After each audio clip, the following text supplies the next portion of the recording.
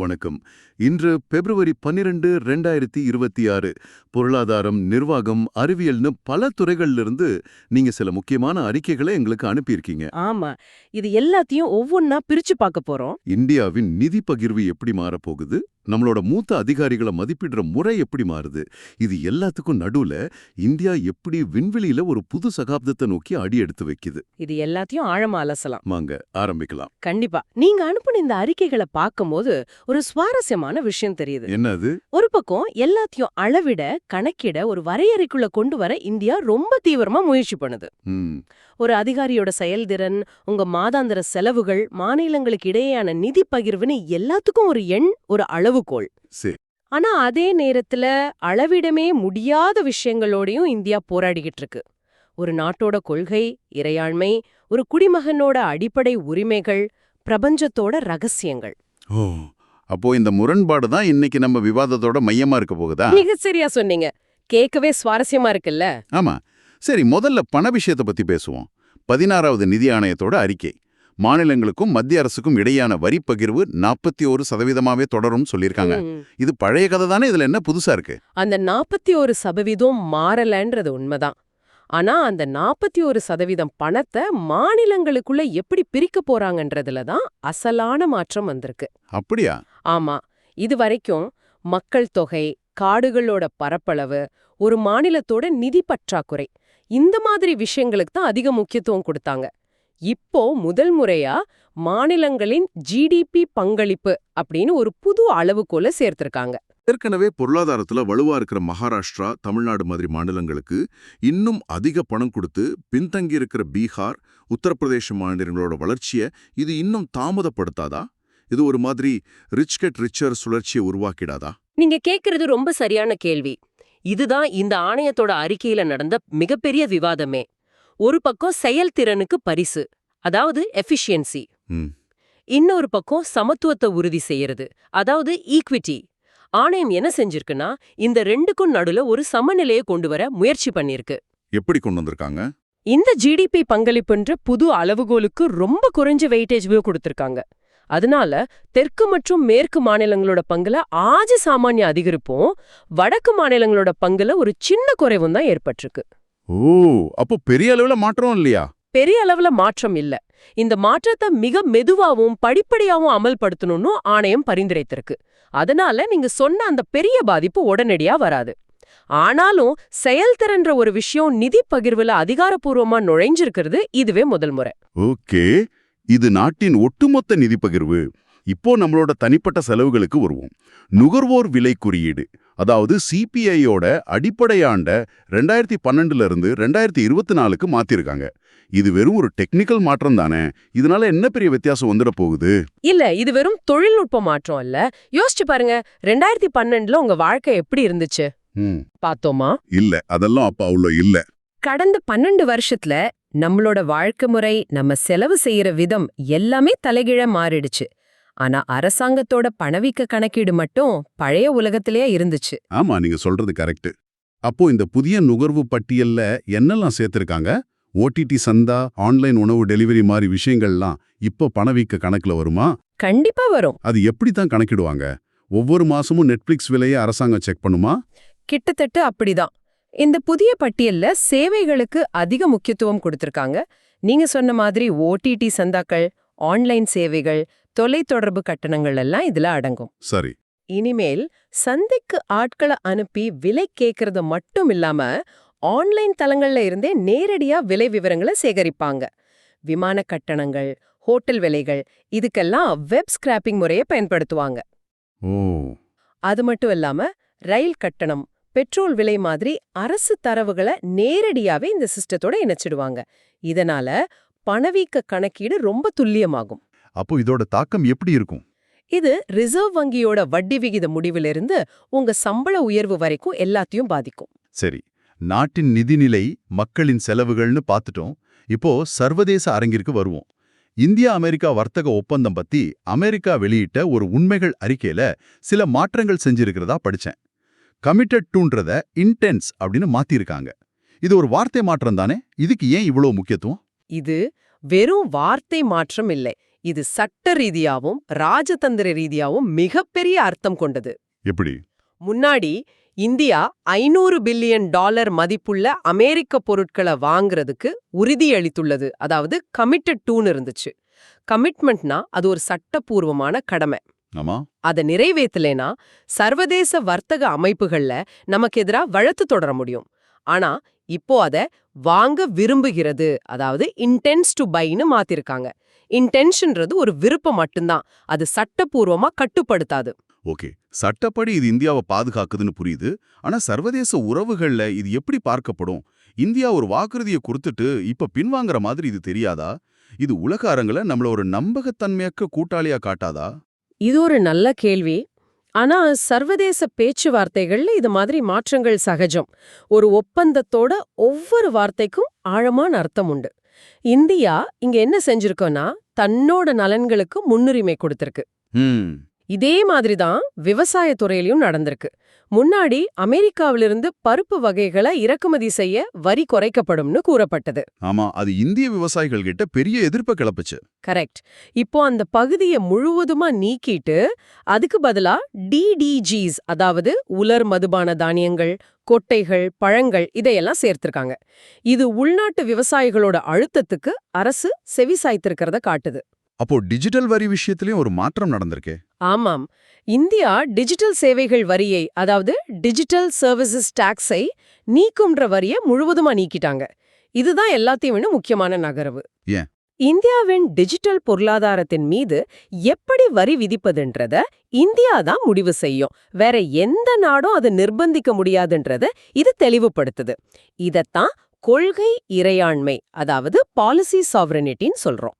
அப்போ மொத்தத்துல இந்தியா தன்னோட நிலையை வலுப்படுத்திக்கிருக்குன்னு சொல்லலாமா? நிச்சயமா.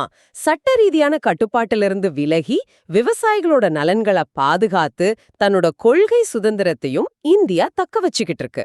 சரி, இவ்ளோ பெரிய கொள்கை முடிவுகளை யார் செயல்படுத்துவது? நம்ம மூத்த அரசு அதிகாரிகள். இப்ப அவங்கள மதிப்பிடுற முறையிலே ஒரு பெரிய மாற்றம் வந்திருக்கு. யூனியன் செயலாளர்களுக்கு செயல்திறன் மதிப்பெண் அட்டை, அதாவது பெர்ஃபார்மன்ஸ் ஸ்கோர் கார்ட்ஸ் அறிமுகப்படுத்தப்பட்டிருக்கு. இது ஒரு நல்ல விஷயம் தானே? பொறுப்பு கூறலை, அக்கௌண்டபிலிட்டியை இது அதிகப்படுத்தும் இல்லையா? கோட்பாட்டளவில் ஆமா. இது கார்ப்பரேட் உலகத்திலிருந்து எடுத்த ஒரு யோசனை. இந்த மதிப்பெண் அட்டையில கோப்புகளை எவ்வளோ வேகமா முடிக்கிறாங்க, பட்ஜெட்டை எவ்வளோ சரியா செலவு செய்றாங்க, திட்டங்களை குறித்த நேரத்துல முடிக்கிறாங்களான்ற மாதிரி அளவிடக்கூடிய விஷயங்கள், அதாவது குவான்டிஃபையபிள் பாராமீட்டர்ஸ் மதிப்பிடப்படும். இதெல்லாம் முக்கியம் தானே? வேகம், செயல்திறன் எல்லாம் முக்கியம்தான். ஆனா இதுல ஒரு ஆழமான ஆபாயம் இருக்கு. ஒரு நிமிஷம் நில்லுங்க. அப்படி என்றால் ஒரு செயலாளர் மக்கள் மத்தியில பிரபலமா இருக்கிற, ஆனா நாட்டுக்கு தீங்கான ஒரு பல்லாயிரம் கோடி ரூபாய் திட்டத்தை எதிர்த்து ஆழமான வாதங்களை வச்சு அந்த திட்டத்தையே நிறுத்துறாருன்னு வச்சுக்குவோம். சரி. அவர் நாட்டின் பணத்தை மிச்சப்படுத்தியிருக்கார். இந்த மதிப்பெண் அட்டை அது எப்படி மதிப்பிடும்? ஒரு கோப்பு விரைவா முடிக்காததுக்கு அவருக்கு குறைவான மதிப்பெண் தானே கிடைக்கும். இந்த முறை அவரை தண்டிக்கிற மாதிரி இல்லையா இருக்கு? மிக சரியா பிடிச்சிங்க. அதுதான் இதுல இருக்கிற மைய பிரச்சனை. இந்த முறை எதை அளவிடுதோ அதை விட எதை அது தவற விடுதுன்றது தான் முக்கியம். புரியல. ஒரு செயலாளரோட உண்மையான மதிப்புன்றது அவர் வழங்குற ஆழமான கொள்கை ஆலோசனைகள், ஒரு திட்டத்தோட எதிர்பாராத விளைவுகளை முன்கூட்டியே கணிக்கிறது, சில சமயங்கள்ல தைரியமா இல்லைன்னு சொல்றது. ஆமா. இந்த மதிப்பெண் அட்டை முறையில இதுக்கெல்லாம் இடமே இல்ல. இது மூத்த அதிகாரிகளை வெறும் செயல்பாட்டு மேலாளர்களா, அதாவது இம்ப்ளிமெண்டேஷன் மேனேஜர்ஸா மாத்திருமோன்ற கவலை எழுந்திருக்கு. அப்போ பாலிசி உருவாக்குறதுல அவங்களோட பங்கு குறைஞ்சிருமா? ஆமா, அவங்க கொள்கைகளை உருவாக்கும் பாதுகாவலர்களா, அதாவது பாலிசி ஸ்டூவார்ட்ஸா இல்லாம வெறும் உத்தரவுகளை நிறைவேற்றவங்களா மாறிட்டா நீண்டகால பார்வையும் நேர்மையான கருத்து வேறுபாடுகளும் காணாம போயிடும். அதிகாரிகளோட பொறுப்பு கூறல் பத்தி பேசும்போது ஜனநாயகத்தோட இன்னொரு தூணான நீதித்துறைக்கும் இதே மாதிரி ஒரு கேள்வி எழுந்திருக்கு.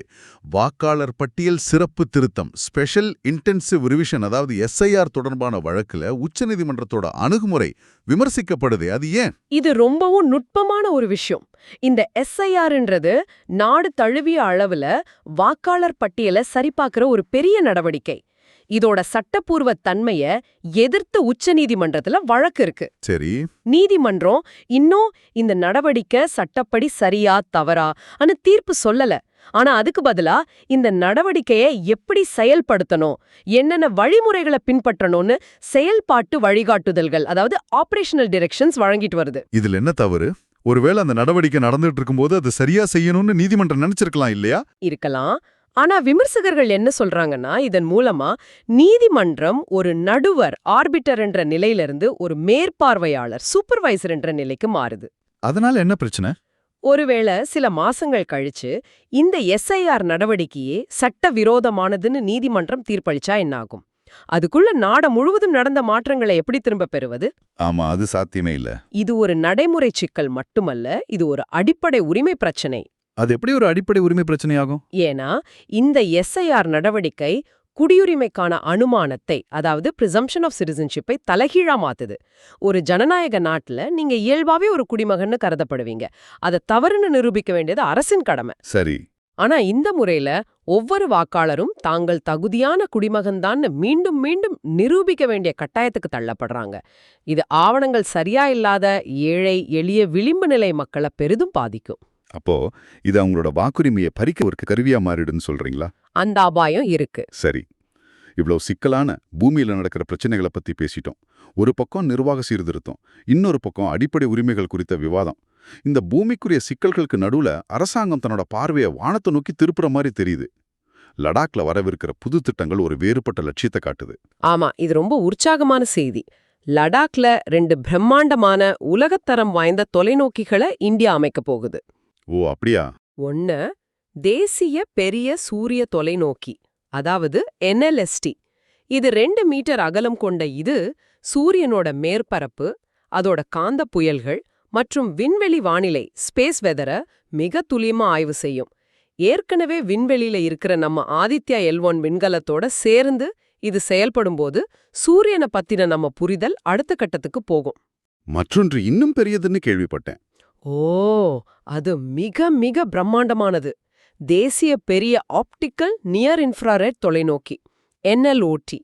இதோட அகலம் 13.7 மீட்டர்.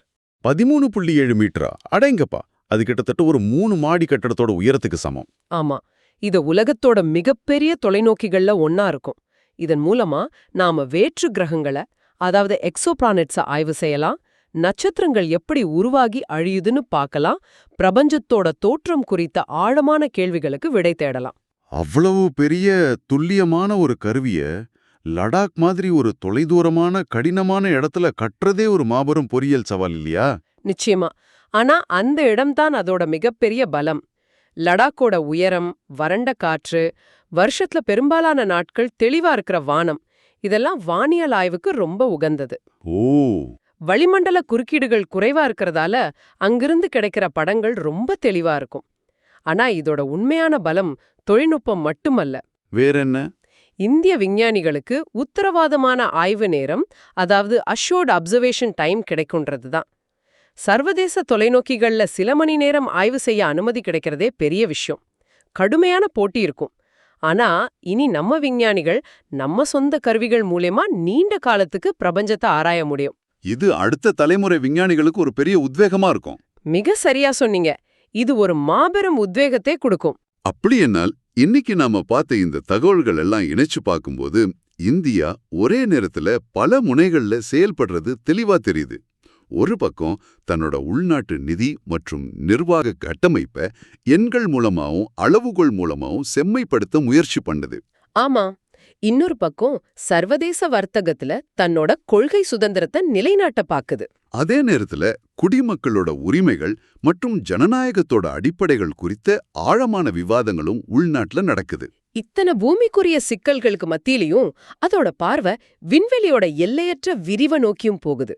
இன்னைக்கு நாம பார்த்த பல விஷயங்கள், சிபிஐ திருத்தம், அதிகாரிகளுக்கான மதிப்பெண் அட்டை எல்லாத்தையும் அளவிடவும் வரையறுக்கவும் முயற்சி செஞ்சது. ஆனா இந்த புதிய பிரம்மாண்டமான தொலைநோக்கிகள் மூலமா நாம அளவிடவே முடியாத பிரபஞ்சத்தோட மர்மங்களை தேட போறோம். ரொம்ப அழகா சொன்னீங்க. இப்போ உங்களுக்கான ஒரு சிந்தனை. எல்லாவற்றையும் இப்படி அளவிடும் முயற்சியில் ஒரு அதிகாரியின் நேர்மையான கருத்து வேறுபாடு, ஒரு குடிமகனின் கேள்வி கேட்க முடியாத ஜனநாயக உரிமை போன்ற அளவிட முடியாத ஆனால் மிக அவசியமான விஷயங்களின் மதிப்பை நாம் குறைத்து மதிப்பிட்டு விடுகிறோமா? இதை பற்றி சிந்தியுங்கள்.